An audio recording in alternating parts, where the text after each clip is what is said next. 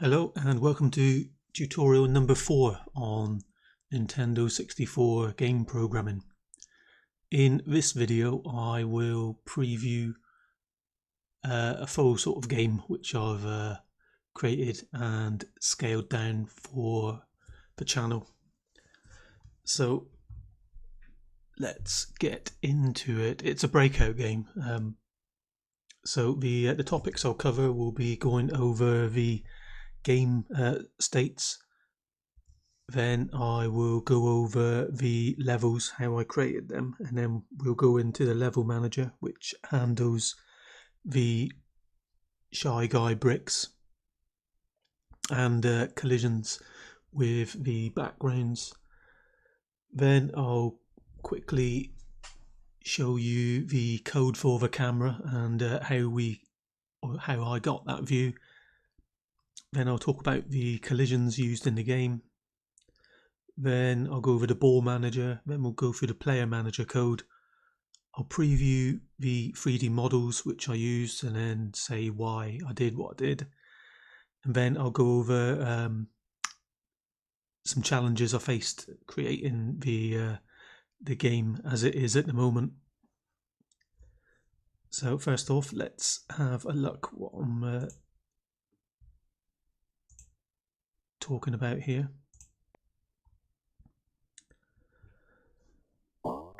So we have a breakout game here. This is the title screen. So this project contains all of the code pieces from the various other videos all put together. So we have a sound manager in here with some sound effects. We have one music track which I can toggle here.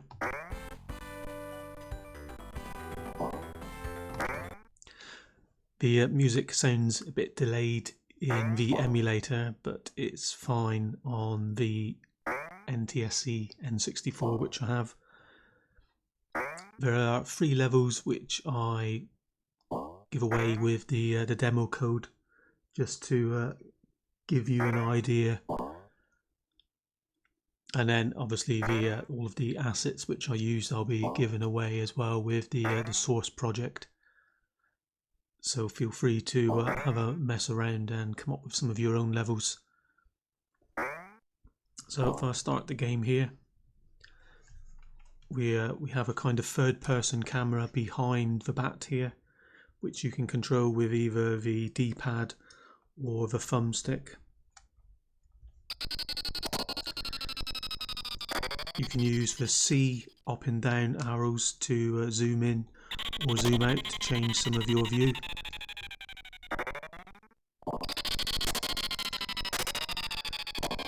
As you can see, the ball spins and rolls in the direction it's hit, and there are some varying speeds. Then if I die there, you'll see we come back to the get ready screen. There are 5 different backgrounds which alternate throughout the play.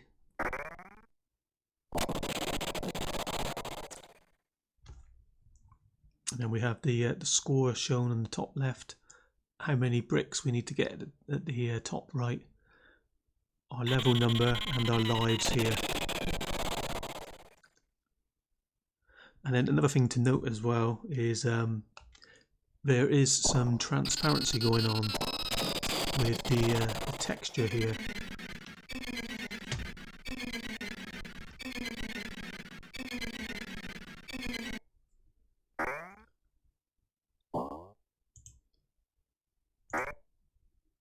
So that's the project that we'll be discussing. So let's jump into the code. So first off, let's have a look at the game states.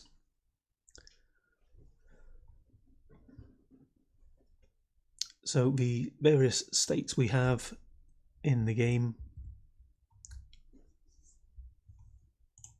are, first off, we have a new level state, we have a reset level state, get ready, play, die, level up, game over, paused, and game 1. All of these states have been implemented here.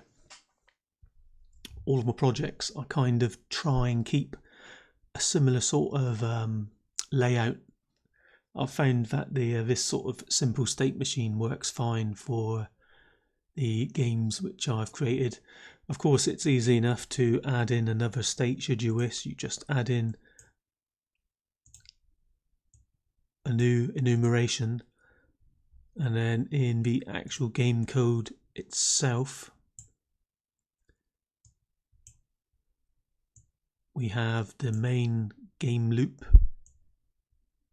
here, whilst the main state is a game state. So there's another thing I'll quickly touch on here. So we have main states. So a main state is like the title screen or the gameplay itself. You kind of separate things into smaller parts, if you like, modularize them. So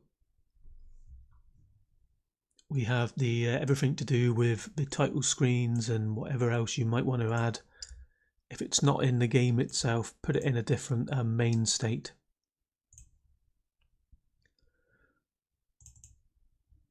And then the main loop itself is this here.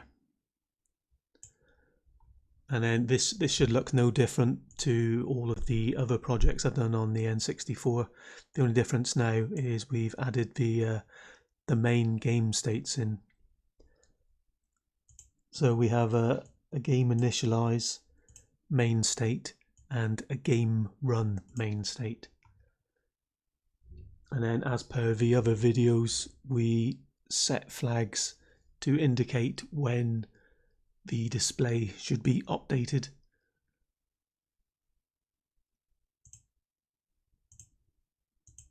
So in the main states, which can be accessed from the main loop, we, in our initialize state here, we basically clear the lists in scene 2D and scene 3D, so we have no sprites in either of them to draw. And then here I basically set up a random background. If I quickly jump into the assets for the game here, we have 5 backgrounds, and then we have an ending screen here if you complete the game.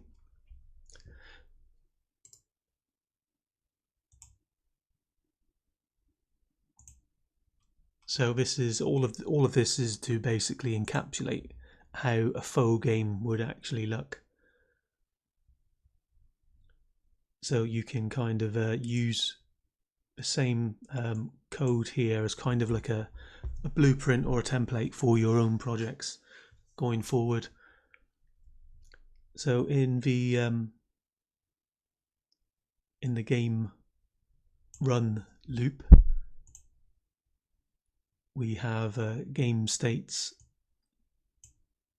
which are these here, and then each state basically has a function associated with it.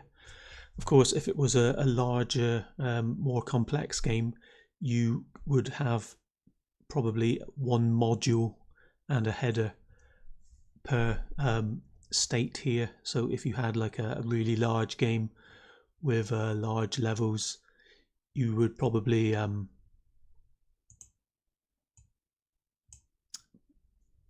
put each of these functions into their own module, possible header. You could even have like individual states inside of those states as well, I suppose, depending on the sort of complexity you had in there. So each of these game states here has a function associated with it, and then what I usually do is I have a substate and that's because each of these functions will have an initialize part of that state and then a running part of that state. Although that's not always the case. Some of these states are so small there doesn't need to be that in there. For example, if we go to the new level here, there's no reason to have those separate parts in there. The separate parts start coming in the get ready state. So another thing I've done with this as well is we have a message handler here for the game.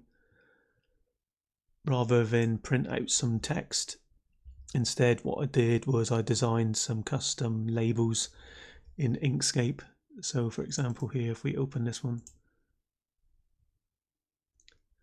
you see we have a get ready label, and then we have a level clear label. So all of these labels here, they're all the same width. This just makes it easier to handle. And then rather than print a text, all we do is we literally just draw an image. Instead, we draw the label at a predefined position here. So all of the heads-up display items, usually what I'll do is I will create an image, a PNG file, and then I will play around in that positioning things to see what looks best.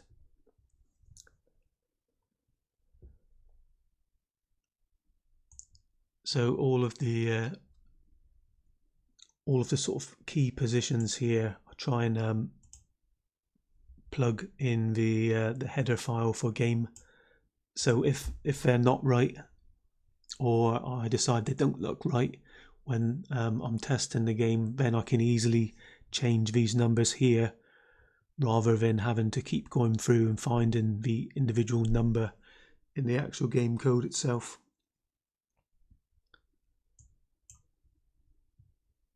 And then most of this stuff here is the same which I do on all consoles really. Every game usually has something that holds the level number, and then we have a game state and a sub state. The score and the lives, they're always standard in a game as well.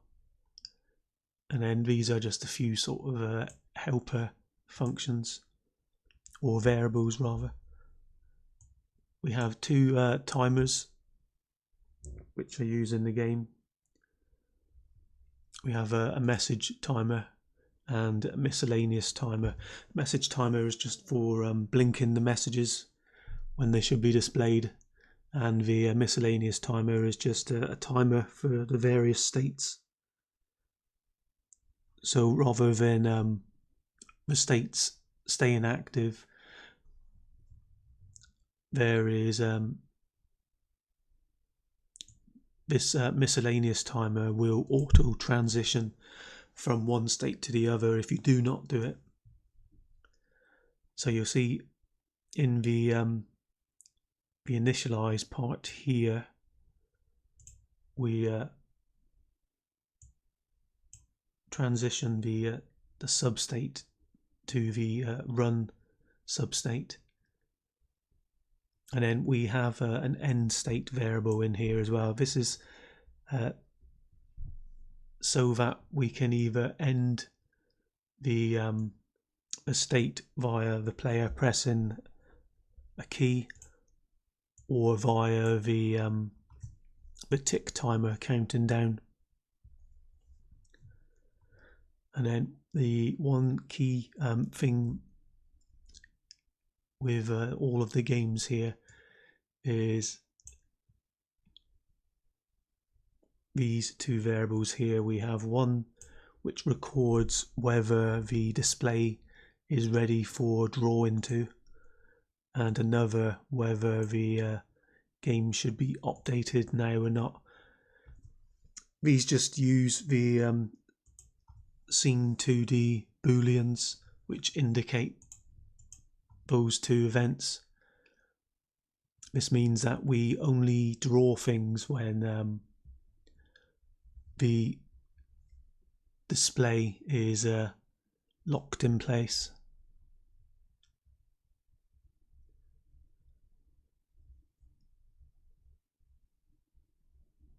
So there's not too much special stuff going on here. If I come back to the get ready state, this just handles the core sort of logic of the state here, and then we always have to make sure that we draw our scene when we can. So what happens here is we draw the ball first, and then the player, and then we update the level, and then render the level, and then we draw the heads-up display. And then there is always after that there is the update message. So you'll see here in the state that we initialize the message with the relevant message ID here for this state, and then all this message initialized does is it just passes a few bits and pieces over to some variables which handle the message. And then in the message update function, if the message can be drawn and the message should be shown, then it just draws the image at the relevant position. And then there's a timer in here which just flips whether the message should be shown or not every time it reaches 0.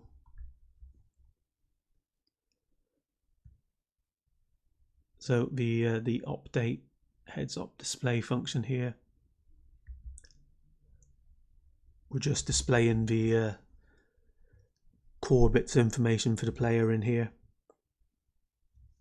Nothing special to go over here. One thing I did decide to do was to have a reset camera position here, as there will be a number of times when you'll need to reset the camera. For example, if the player dies, or if the player clears a level.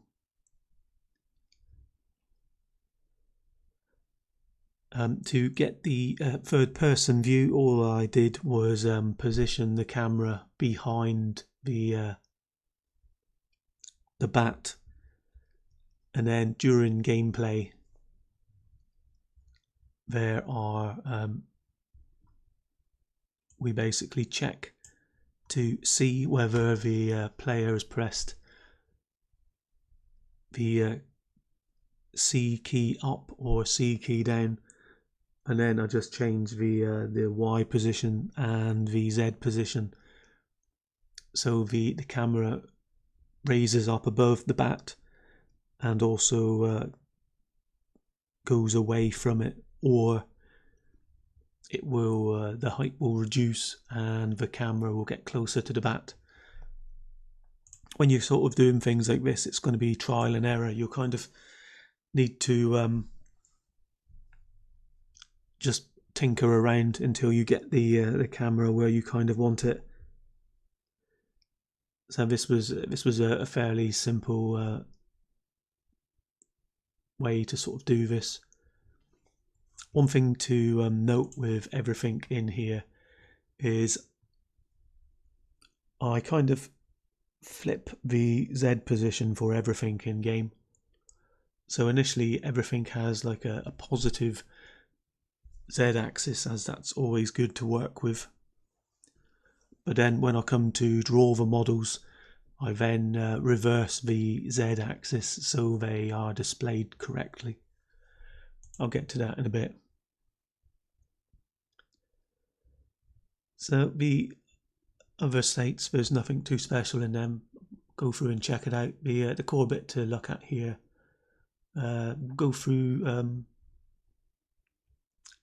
new level, that's probably the main one here. So in the new level, we basically what we're doing is, rather than load in every background, what I actually did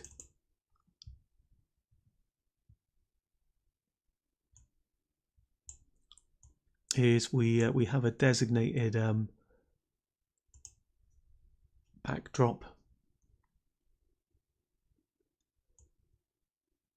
and then we just switch the backdrop ID, and then in here we basically free the image backdrop sprite and then load in another one. As I don't have a memory expansion in my N64, I kind of don't want to have all of these different screens in memory at any one time. Although I haven't had any issues, I kind of feel that if I have too many graphic assets, I could run out of memory potentially, as the N64 obviously has the shared memory model. So everything is basically competing for the limited memory space. So I decided to have it here that the backdrop images will literally just be loaded and then swapped out. And then we basically keep the same image ID for the backdrop, which in this case the image ID for it is actually 2. The title is actually the backdrop.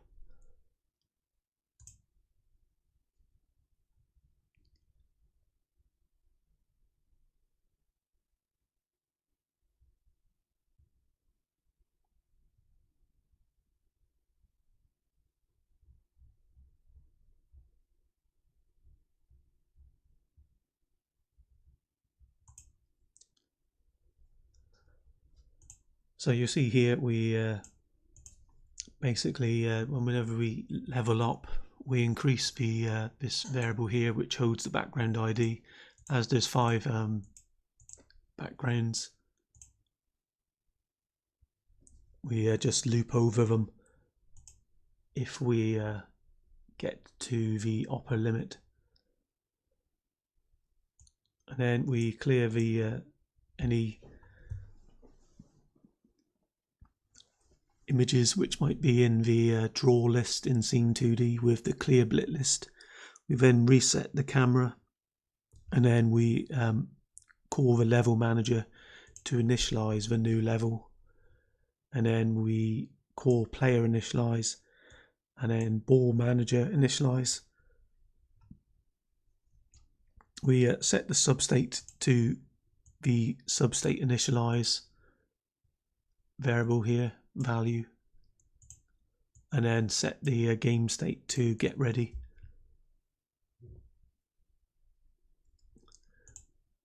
The level reset literally just kind of does similar to new level, except we don't want to call level initialize unless you want to make the player have to go over the whole level all over again, which I decided would not be something I would want to do. And then we just reinitialize the player and the ball. No reason for it to be in there twice.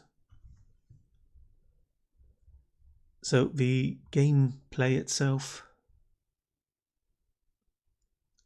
we call the well, first we check to see whether the game can be updated. You'll see that this is the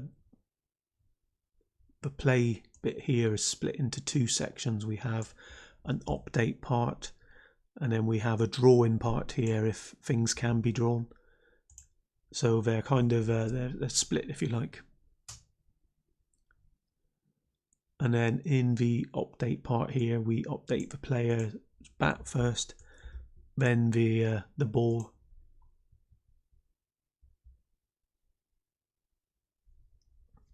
So we basically, there's a variable which holds how many bricks are currently on the level.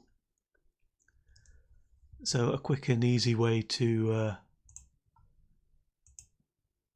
check whether any bricks have been destroyed is before we update the ball, basically record the brick count as the ball itself. It has functions to check for collisions with the level manager, and then inside that will destroy the bricks. So after these have updated, we then check to see whether the brick count is not equal to the old brick count. If that's the case, then we update the score by multiplying how many bricks were broken by 10. Of course, you could change this value yourself. And then after that, we call LevelManager update, as the level manager handles rotating all of the shy guys, making them appear to sort of move. And then we have a bit here to check whether the level's been cleared. If the level's cleared, then we play our sound effect for level clear. Give a player an extra 100 points for clearing a level. And then we change the game state to level up. Clear any images which are in the blit list already for scene 2D, and then return if that is the brick count is 0. The next thing we do is we check to see whether the ball is gone outside the court. This is a variable which is accessible from the ball manager, which handles recording that for us. So this would be updated in ball manager update. And then if the ball's outside, then we set the state to play or die. And that's basically the game play loop here. Each of the managers basically handle the logic for the individual parts. So what we'll jump into now is we'll go into the ball first, I think.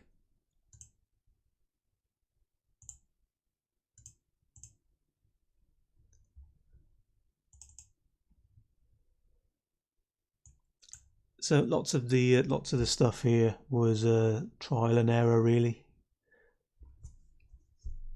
As you can, everything is kind of dependent on how much action you have on screen at any time. So lots of it was all trial and error to kind of tweak the ball speed with the amount of bricks on screen. So these here were these were all sort of trial and error to get the start speed, acceleration, and then there's like if the ball hits a wall or a brick, there's various other stuff here, and then there's also a maximum speed. I've never used this variable, so I'll remove that.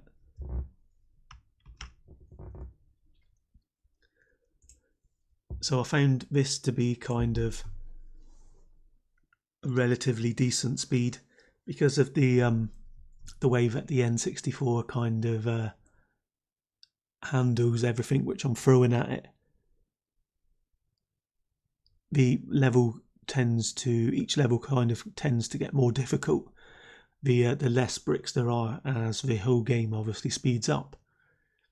I kind of felt that this could be a feature rather than a bug, which is what I leave it as currently. So I decided to create a structure for the ball, because if you intended to add more than one ball, then this makes it easier to handle. I decided not to go with adding any more sort of complexity to the game. I kind of wanted it so that you can, if you've never sort of coded a game before, then things kind of hopefully will be easy on the eye for you to see what's actually happening. So the key parts of each ball, we have a collision rectangle here, which is a rect F. This is using floats. Initially, when I first was doing the game, I was using a rect with ints, but it became clear early on that I had to change the speeds to floats, as using ints was too big a step. So floats it was, and then rect Fs were then the way to go. So the rect F here, it is updated as the ball itself. It's the key sort of object which is updated. Or what happens is when it's time to render, we basically add these offsets to the X and Y position of the collision rectangle here, and that gives us the center where we need to draw the ball. So that makes it nice and easy to work with. And then we obviously have some variables here for rotations. Only two angles are kind of used here. We use the X or the pitch angle for whether the ball has a positive or a negative Z speed, and then we use the yaw or the Y rotation for the X speed. And then we have a state here which wasn't actually used, but the Boolean is alive is actually used. So not too much going on with the ball, which is good. Sometimes the simpler the things are, the better. And then if we have a look in here,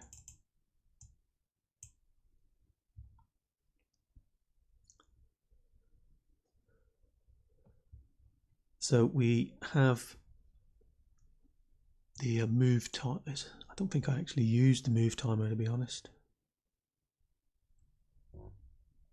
Okay, I did. What the move timer is for is to kind of limit the ball speed.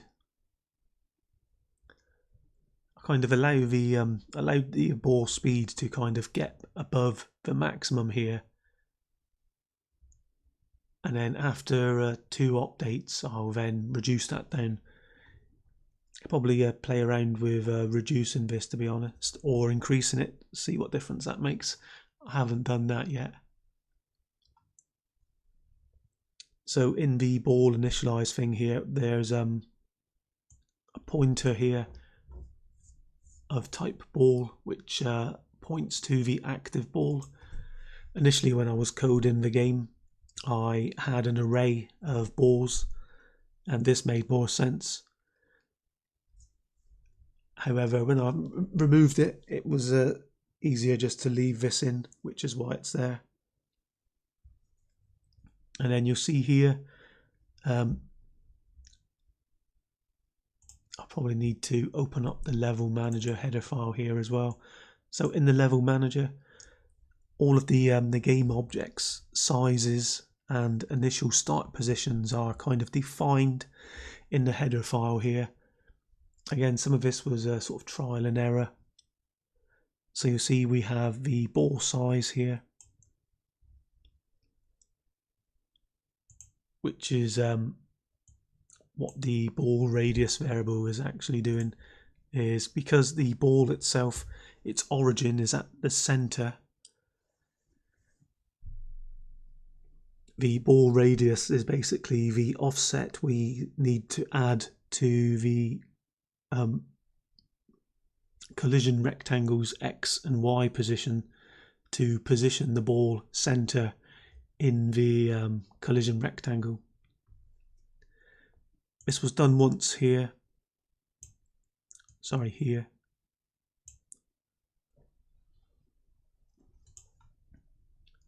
So all what this is doing is we basically set the ball to being alive.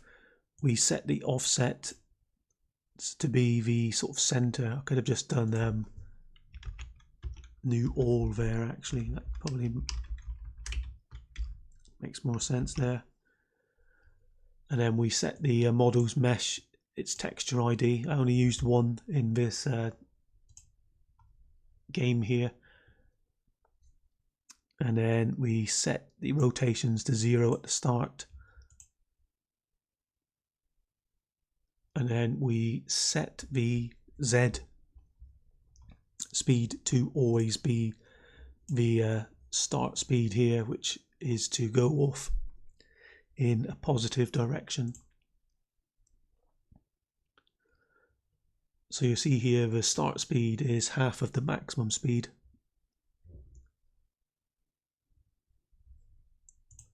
And then this here basically is used to handle the starting position of the ball.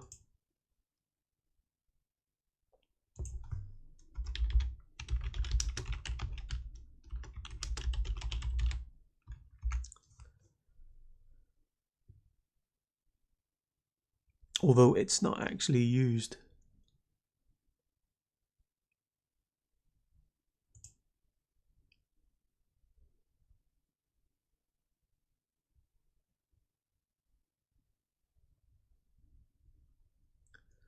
And then another thing I decided to do as well was to give the X speed a random number at the start to make things a bit more interesting, so the ball won't always go straight on. And then depending on if random 100 is greater than 50, depends whether the ball will roll to the left or to the right. This just alternates the ball a bit more, makes it more random. I decided to have it go in a positive direction at the start. Of course, you could change the starting position. On some bat and ball games or breakout games, the ball is actually kind of like a center space between the bat and the bricks, and it can have a random Y speed or Z speed in this case. So it could go forward or it could go back at the start. The initial sort of movement is totally random. However, I didn't do that here. So this just sets up the ball key parts here. And then in the ball update, we recorded the bricks killed here. Although I don't believe I was using that in the game. I was using it at one point, and then I removed it from the code and instead used the LevelManager to tell me that instead. So we probably in fact, no, it's probably best to leave that in actually. I think something else uses it. So as I said just now, this move timer basically stops the ball from going too fast. And then the first part here is moving the ball vertically on the map. So we first record the ode.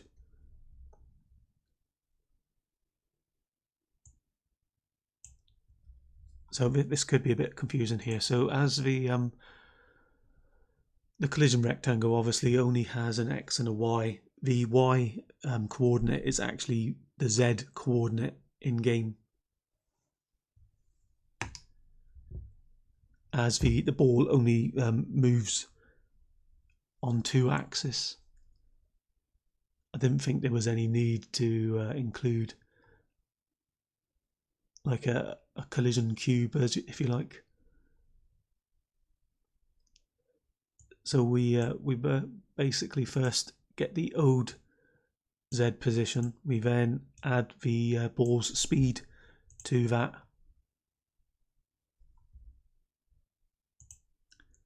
This was checking to make sure that the speed is never 0, as it shouldn't be.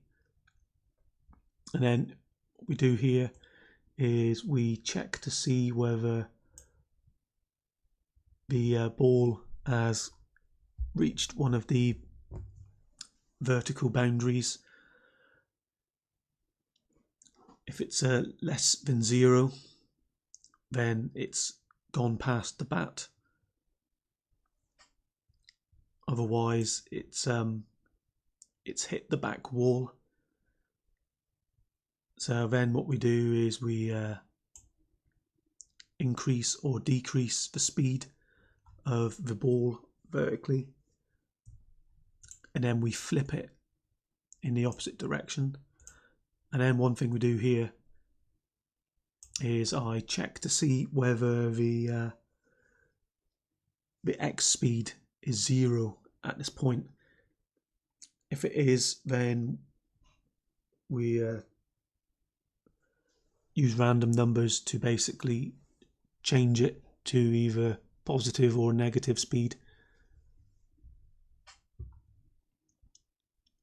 Once we've done that, we then plug this value back into the collision XY position before we check to see whether it's actually hit a brick or not. So in the level manager, there's a function to say whether a brick has been hit.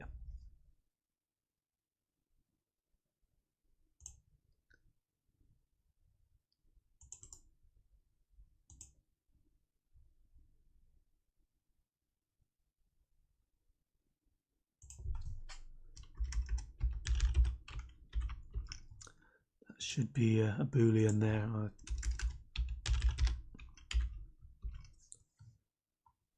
Just make sure that still compiles.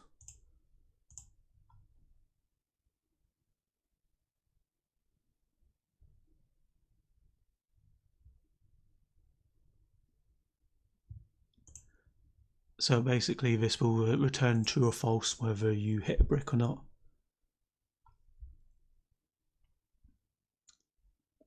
All we do is we use the direct F overlaps function to determine whether a collision has occurred. One thing to note is this pretty much needs to be a positive number that you plug in there. I don't think it will kind of work properly if you plug in random positive and negative signs. Could do. I don't want to sort of play around with that at this stage to see whether it does or not. So if a ball has hit a brick, then we basically do the same sort of thing as if it was hitting the back wall. We change the Z speed.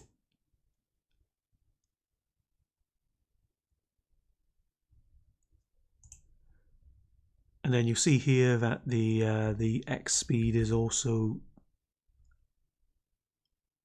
potentially changed as well, slightly different to the other X speed code. And then after that we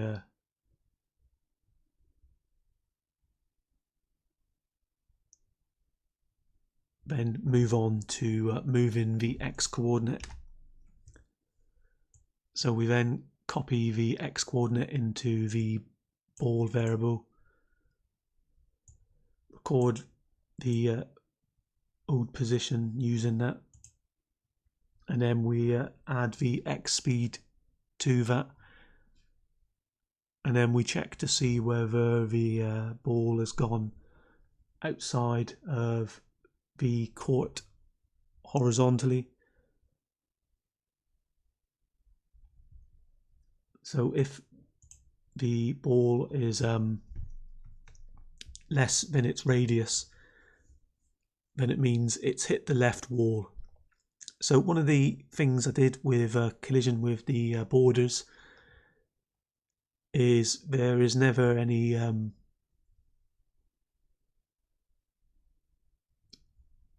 like a collision object here. The borders are just positioned so that the left border is basically a negative number, if you like. So the court is drawn at 0, 0, 0 in the world. So the left border is outside of that to the left, and the right border is basically outside of the level width.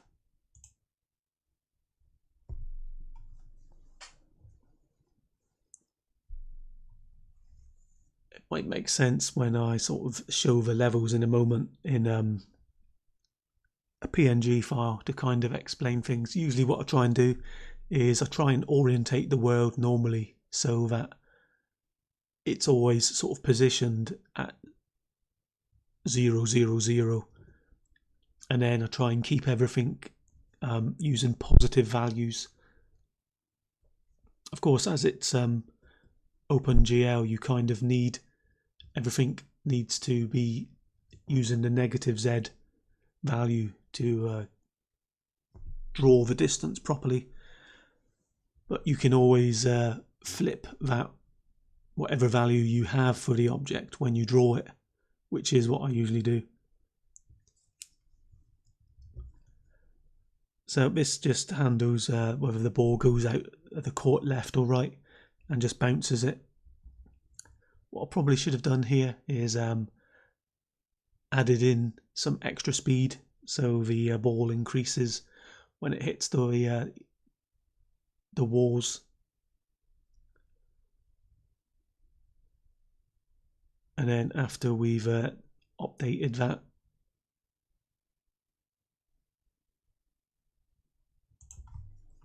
one thing we haven't done. Oh yeah, it is done here. So if we go outside, then we do not update the we do not plug the ball X, the new ball X coordinate back into the current collision rectangle X coordinate. And then after we've done this, we then check to see whether the ball has hit a brick. You'll notice in here that I literally only change the X speed, not the Y speed. That's to avoid potentially bouncing on the sort of Z coordinate twice. And then you'll see the speed is basically increased slightly. And then the bricks killed value is updated here, although it's not actually used later on. So I will remove that actually, as it's no longer used. Could confuse things slightly.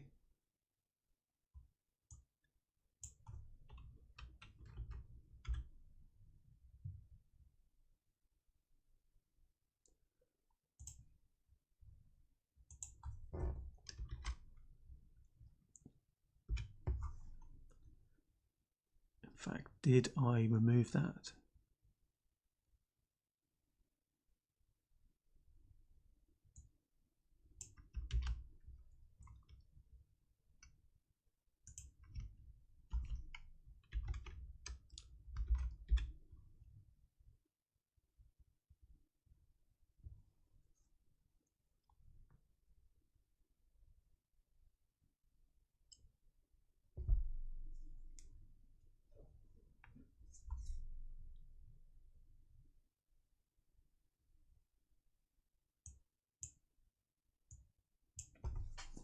move that from there as well.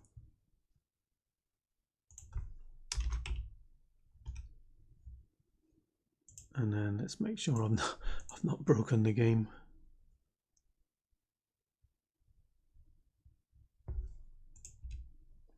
Everything appears to be fine, but that's no guarantee. Sometimes the game randomly doesn't build. Sometimes. So we got here, this handles whether you hit a brick when moving the X coordinate, and then after that we then check to see whether the ball has hit the player or not, bypassing the collision rectangle over.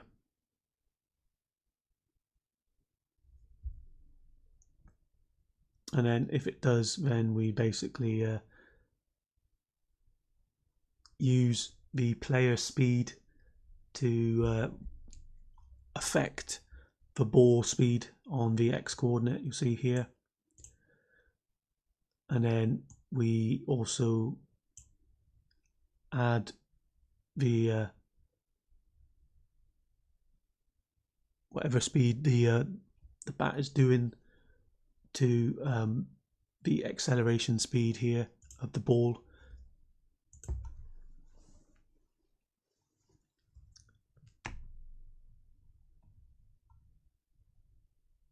And then if the ball speed on the X axis equals 0, we'll then decide to randomly add some speed to that. And then what we do finally at the end here is we take on the speed,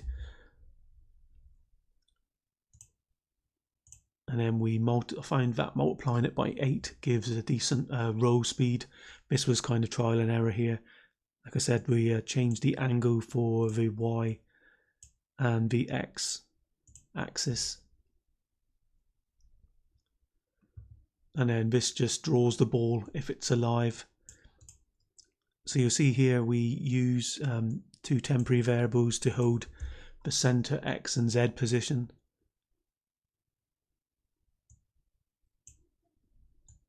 We have an actual model for the ball in here. I can remove that sprite marker as that was for debugging. That's not needed now. And you'll see we set the size of the ball here. And then we set the mesh and the texture. So you'll see here the Z position is actually flipped. That's to basically convert it to where it should be to draw correctly. So that's the ball manager code explained. Hopefully that makes sense to you. If not, go in and play around.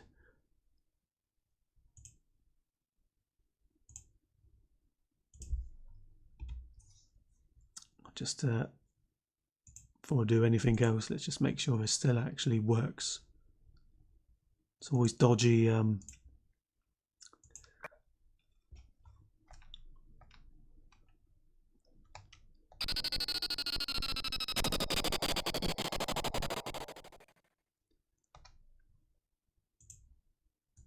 Yep, that's all good. It's always dodgy altering stuff when I'm sort of recording live. So that's the ball there. That's the most complicated logic there. There's still obviously plenty of room for tweaking that, but you get this like the kind of the basics there. You get some sort of acceleration and what have you, a transition of speed from the player to the bat. Sorry, to the ball. So let's jump over what's in the player.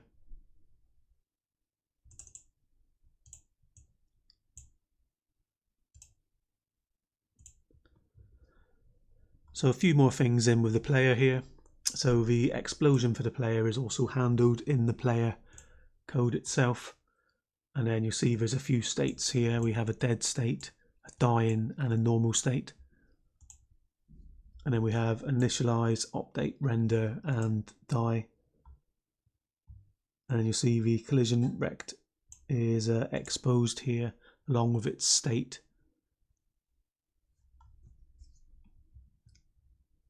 And then we do basically the same what we were doing with the ball. We use the collision rect to actually hold the position of the bat itself. As the bat is a rectangle anyway, its origin kind of aligns with the collision rectangle anyway, so there's no real sort of issues there.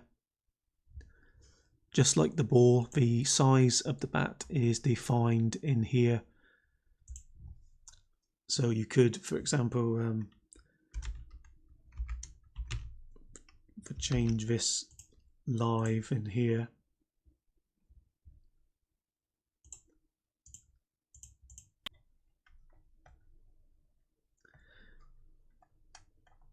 You see now that we have like a giant bat here.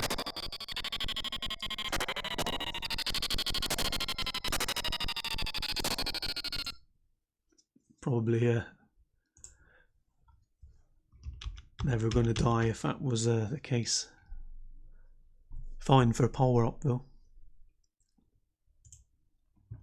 So you see here, first off, we initialize the size to the width and the depth, and then we center the rect F, basically center of the actual level width, which is what this is doing, and then we set the start Z position, which is here. As these numbers are so small,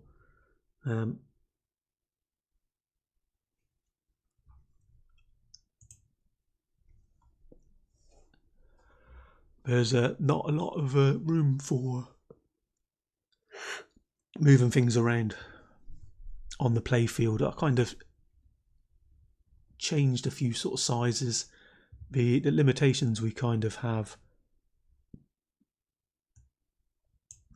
as I explained in the previous video, if you set the draw distance too high, then all of the geometry starts drawing weird.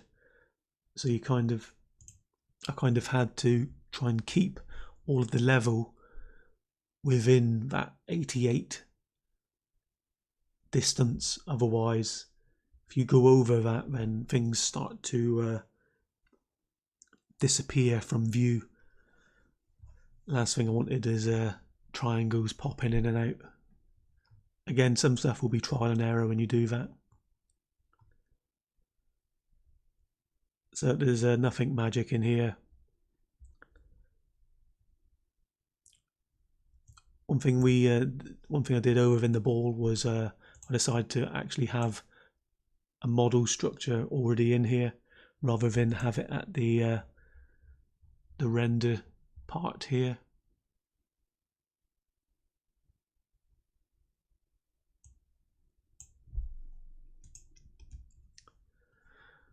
So this sets up the ball and also clears the explosion flag as well. Got two parts here to handle the explosion. The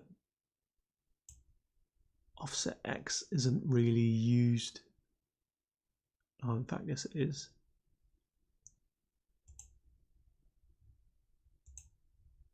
That's the player width divided by 2, basically. The center of it. So this is used for the camera, which I'll get into in a moment. So the player die function is basically used for the game to tell the player manager to set the player as dying.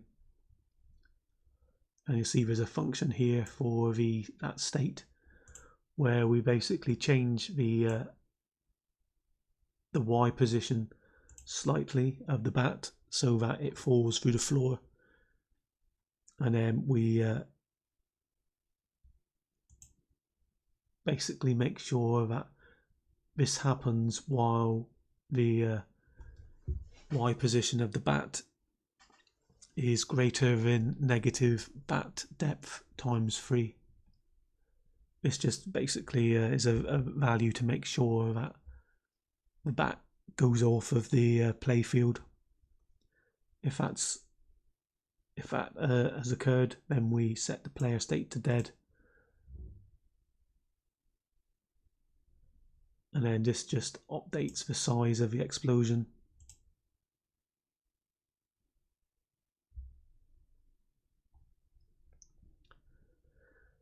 And then in the player update function here, we basically check the player's state first.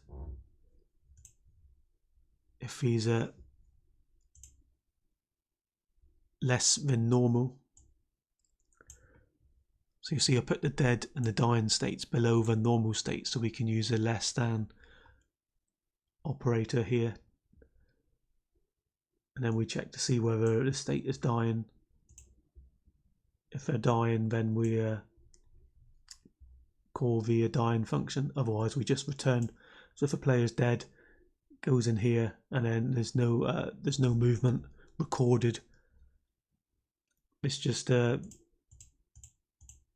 records whether you've moved or not, and then takes action here. So if you've pressed the D-pad, then we signify whether you've moved right and whether you've moved. And then this here just checks the thumbstick to see whether that's moved. It does exactly the same. So you can use either. And then this just updates the speed here. And then there's also some friction involved here as well. So the maximum player speed here is 1.5. And then the friction and acceleration values are here as well.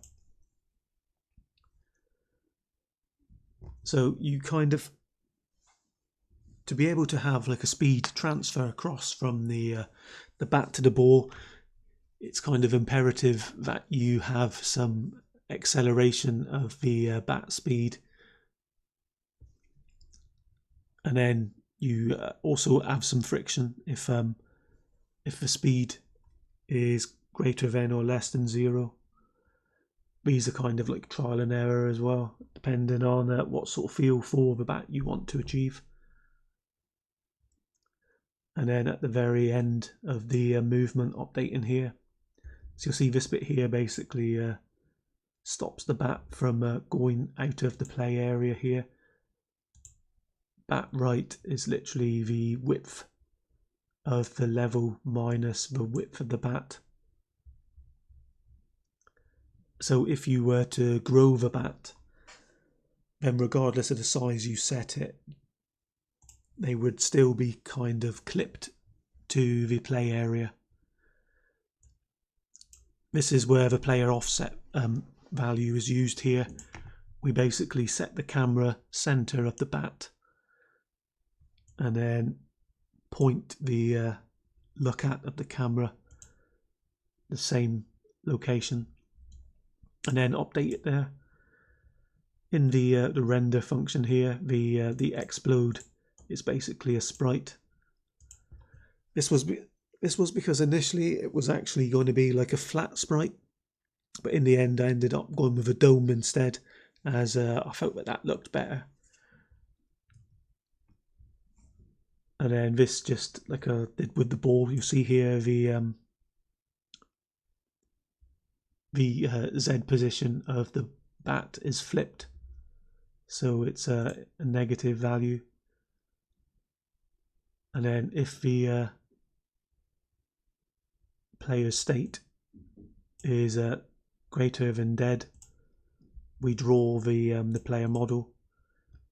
And then here, if the explosion is active, then we draw that at the same kind of position as the player themselves.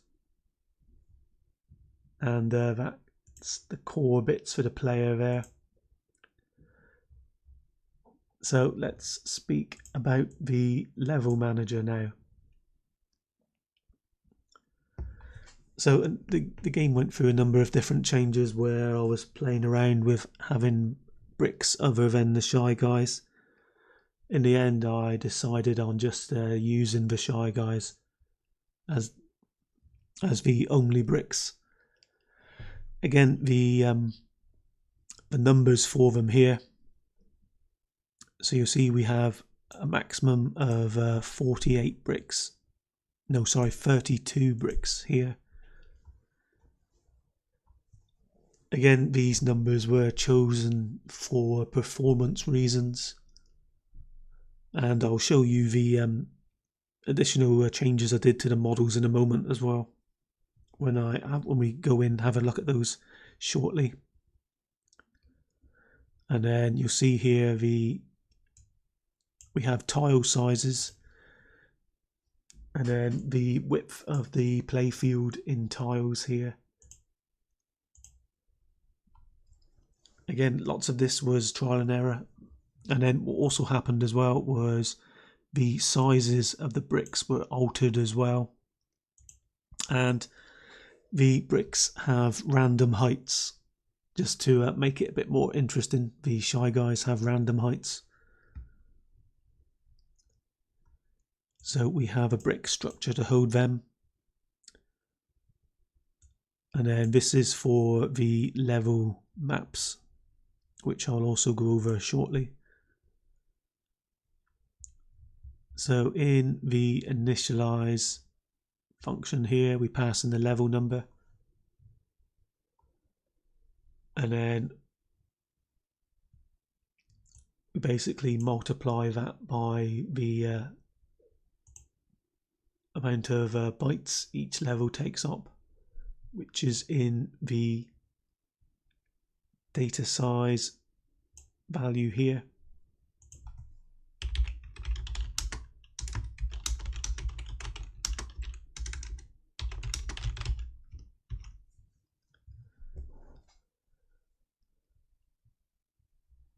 And then we just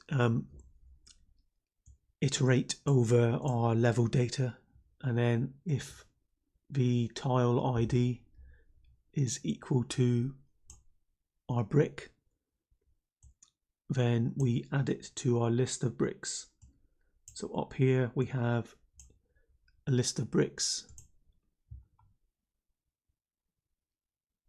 and then there's a few other things which aren't used anymore. We have the remove that. We have a brick count, and then we have a roll value, and then we have whether it's actually rolling to the right or the left. The roll value is what has the Shy Guys rocking from side to side. We have a function to clean the bricks. Get rid of that, that's not used anymore either. Or what happens in the add function is we basically set the collision rectangle for the Shy Guy, taking the tile X and Y position, and then multiply it by the tile width and the tile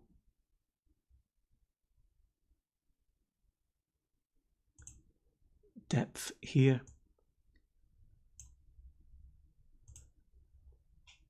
So this here kind of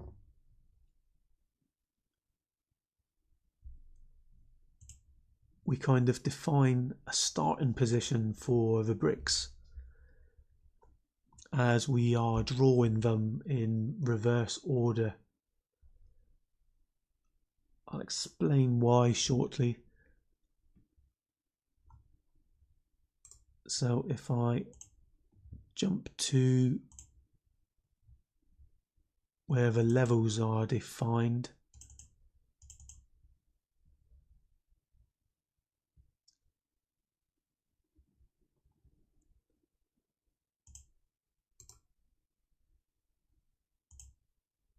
I've gone through a number of changes with these levels, by the way.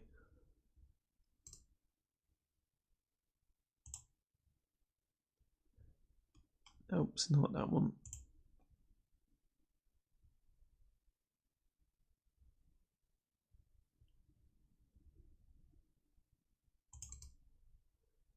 think it's this one here. Yes, it is.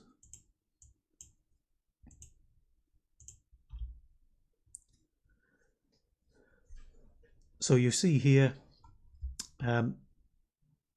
this is our image here. However, we need to draw this, or rather this is the kind of play area here, if you like, in tiles. The bat would be down here and the ball would be here.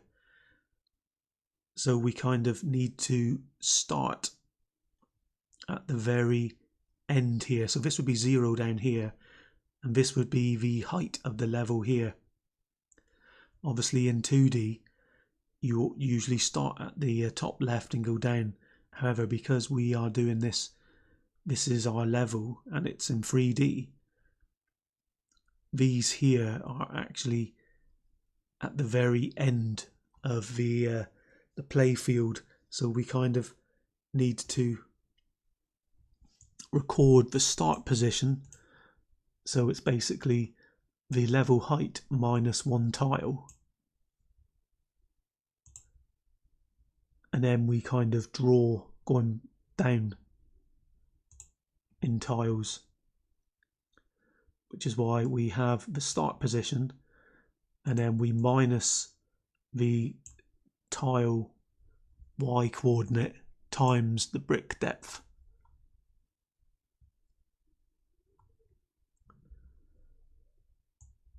And then we basically then plug in these values into the collision rectangle for the brick, and then we give it a random height range and a random texture and give them 1 life.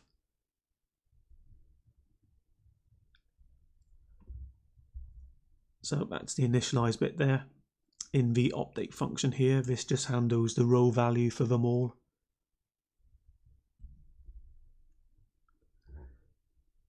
And then in the draw function, this draws the floor. This positions and draws the borders. And then this draws the bricks. So you'll see here the Z coordinate is flipped again. And then we add 4 in here as these are offsets. So the brick width is 8. So we should probably, if I do this here, this will probably make sense here.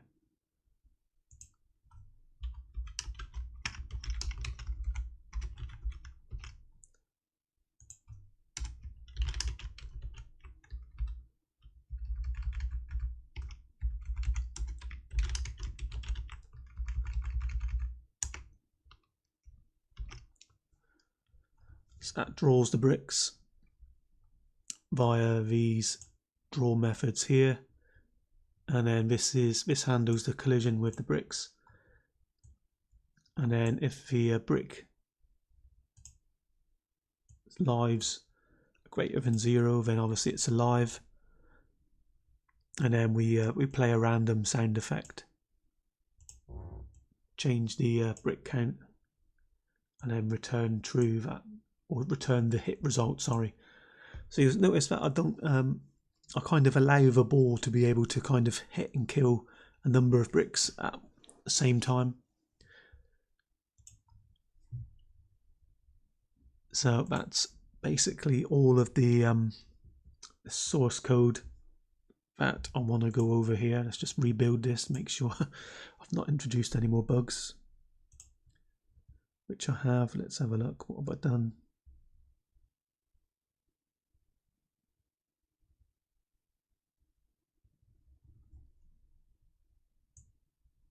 So line 79.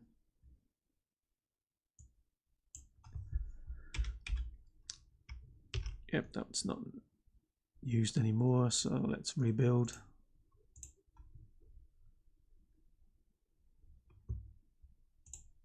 Make sure that still runs.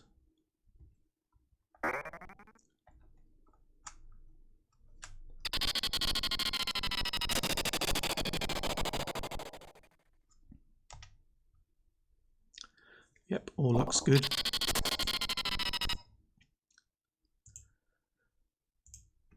So that's the source code there. So these are the levels here. So there's a maximum of 32 bricks that you can kind of have. So if you want to have a play around with increasing or changing that, then you just need to go into these images here.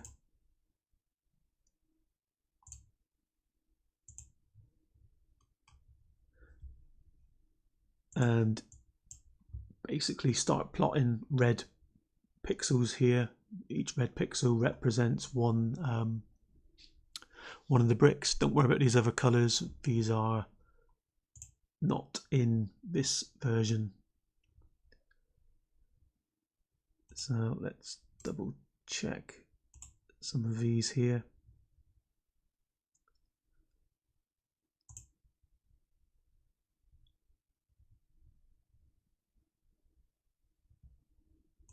I will obviously I'll find and include the correct levels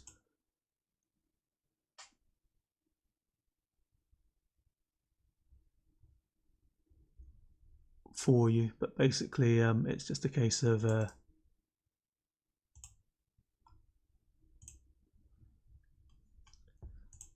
just getting one of these, re-plotting bricks wherever you want. Make sure there's no more than 32 though, unless you want to increase that number, and then just save these and then use the DS to tile program to output the data, or you could manually go in and just change the data code yourself. So let's jump into Blender and look at the various models that are used.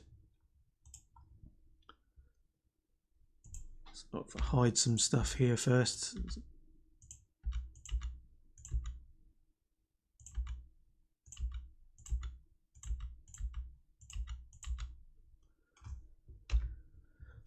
So we will just start with the ball. So this is very straightforward. You'll see the origin is at the center. The ball is basically scaled to 1. This just uses a sphere.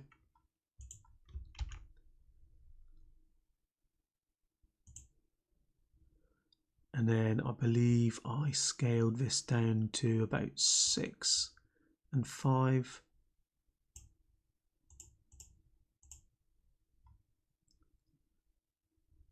Could have been more.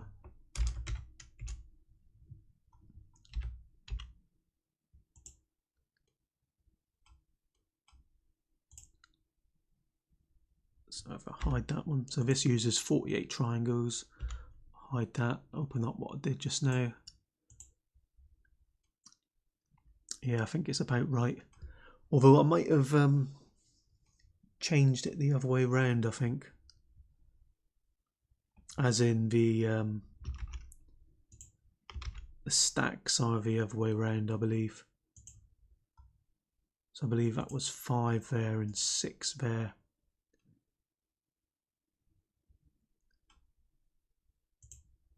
Probably could go with some more. So that's the ball there. There's no faces I could get rid of here. And then this is our bat here. So one thing to note with this is there's no bottom and there's no back. As the player will never actually see those other sides, there's no reason for them to exist there. Otherwise it's just adding extra things for the N64 to draw. And you'll see here the origin is at the bottom left here. And then there was some bricks I was playing around with.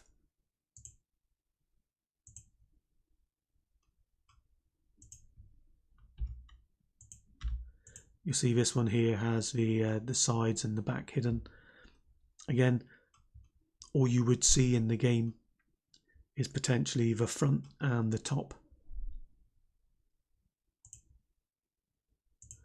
And then the explode is half a sphere, so a dome.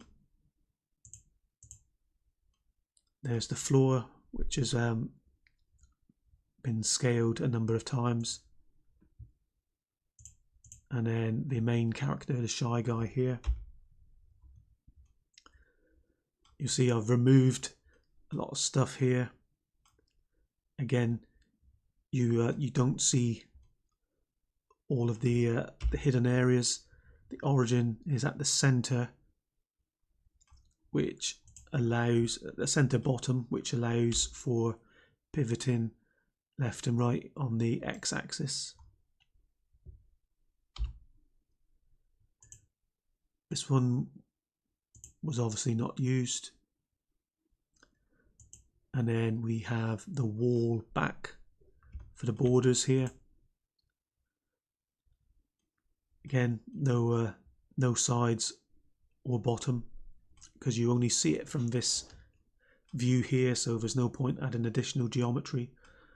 And then if we go into UVs, and I go into edit mode here, you'll see that the by scaling the faces here, you create the additional texture detail. And then when you sort of load these textures in, you need to make sure that they are in a part which has the in fact, I'm going to have to I think I'm going to have to show you that so that it makes sense. So in the assets names part here, we have all of the textures which have a repeating pattern on them. So if the model has like scaled texture coordinates like here, you need to add it to the repeating textures list as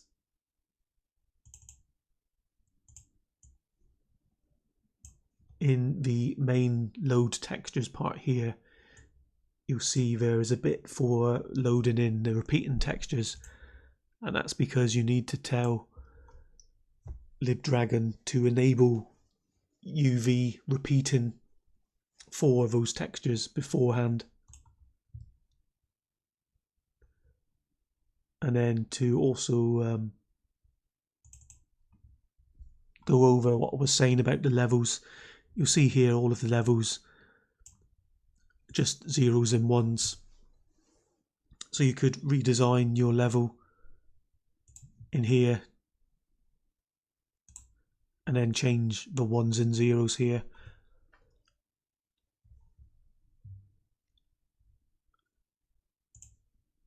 So back to the models here.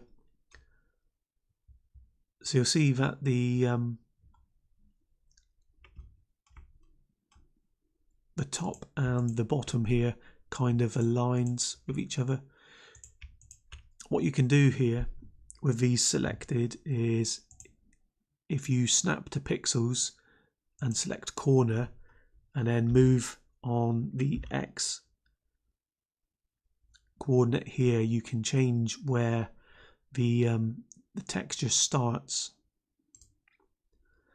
So what I did here was I pressed G to move and press X or Y to clamp the move direction. And then you can, once you scale the textures, you can use that to make sure that they align. So you'll see here, this is only scaled on the X-axis.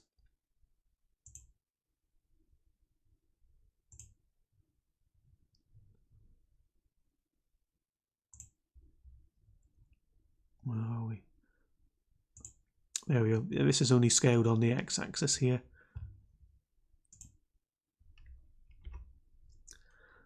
So that's the the back, and then we have the left and the right walls.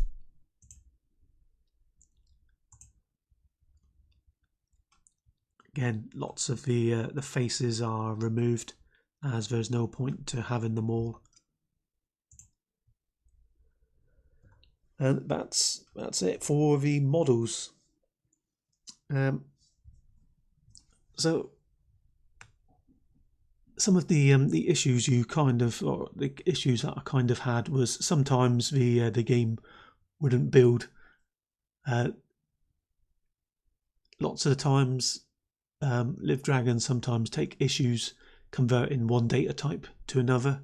That can be a cause for the game to not run, I believe. Sometimes it compiles fine, but then it will not run in the Ares emulator. So that could be one issue sometimes, where you've not explicitly converted one data type to another. Sometimes that, I find, causes the build to hang. Another is basically the limitations of the N64. Lots of that's trial and error. So loads of the early iterations with the game basically had too much detail in it, so I kind of had to remove and reduce that. Unfortunately, that's just the price of working with the N64, I think. Anyway, hopefully you've found the video useful, and it certainly encompasses all what you need to make your own game. Let me try and think of something else. Sounds. I don't think there's anything new in here that I haven't covered before. Obviously, make sure you allocate things correctly here. Yeah, I think that's it. Let me know if you have any questions in the comments below, and I will get back to you when I can.